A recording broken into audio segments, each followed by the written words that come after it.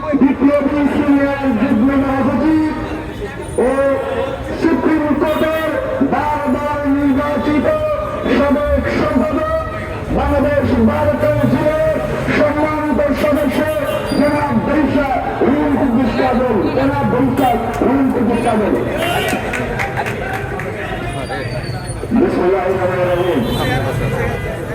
আজকের অনুষ্ঠানের সম্মানিত প্রতিবাদ বিক্ষোভ সমাবেশের সভাপতি, আইনি ইসলাম সুপ্রিম কোর্টের নবনির্বাচিত সভাপতি, এখানে উপস্থিত প্রধানমন্ত্রী আইনি ইসলামের কেন্দ্রীয় কমিটির সভাপতি সিনিয়র অ্যাডভোকেট জয়নুল আবেদীন, বিশেষজ্ঞ আইনজীবী ফোরামের অধ্যক্ষ মহাসচিব সুযোগ্য মহাসচিব শেখ কায়সার কামাল, এখানে উপস্থিত আইনি ইসলামের কেন্দ্রীয় কমিটির সাংগঠনিক সম্পাদক আবুল ইসলাম সদর সহ অন্যান্য নেতৃবৃন্দ, আসসালামু আলাইকুম। আমি মূল বক্তব্য চলে যাচ্ছি।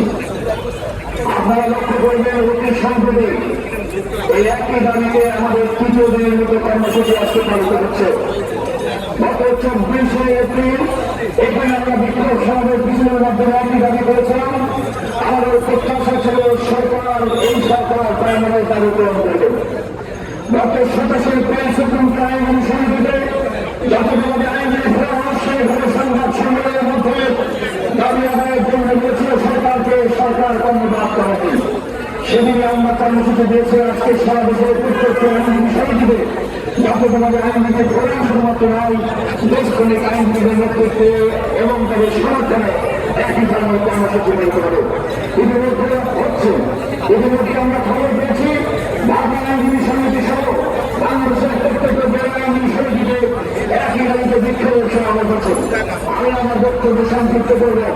আমাদের দাবি করতে কেউ মনে করতে পারেন এটা আইনজীবী ফোরাম কোনো দাবি তা কিন্তু নয়। আজকে এই তত্ত্বাবধায়ক সরকারের প্রধান জাতীয়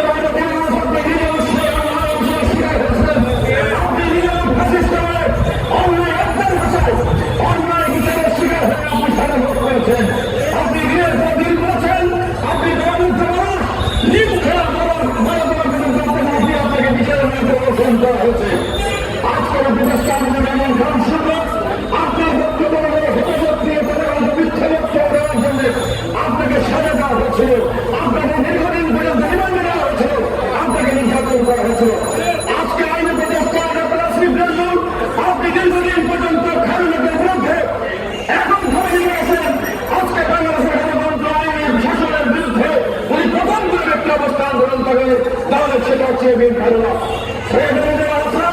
এই সরকার আমি সরকারের সঙ্গে জনগণের সঙ্গে সম্পৃক্ত করার জন্য বক্তব্য করেছি। হাসান আপনার স্বামীকে বিগত সময়ে আইন শৃঙ্খলা রক্ষা করার আমি গুম করার চেষ্টা করেছে। আজকে আপনারা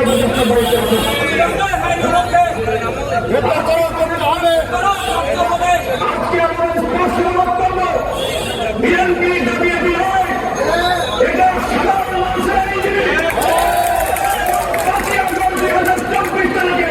এদেশের সবচেয়ে রাজনৈতিক নেতৃবৃন্দের মহাবিপ্লবের মাধ্যমে যদি আপনারা থাকেন, আপনাদের দায়িত্ব হচ্ছে যারা অন্যায় করেছেন সর্বক্ষেত্রে তাদেরকে বিচারের মুখোমুখি করা।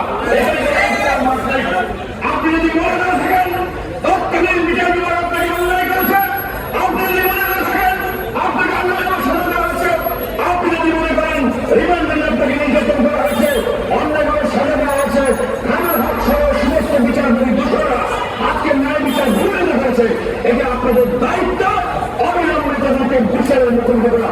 আমি আজকের সভা থেকে তত্ত্বাবধায়ক সরকারের এই অন্তর্বর্তীকালীন সরকারের উপদেষ্টাদের দৃষ্টি আকর্ষণ করে বলছি, আইনি ফর্মের পক্ষ থেকে সুস্পষ্টভাবে দুটি মন্ত্রণালয়ের নির্দেশনা আকৃষ্ট করা হয়েছে দৃষ্টি।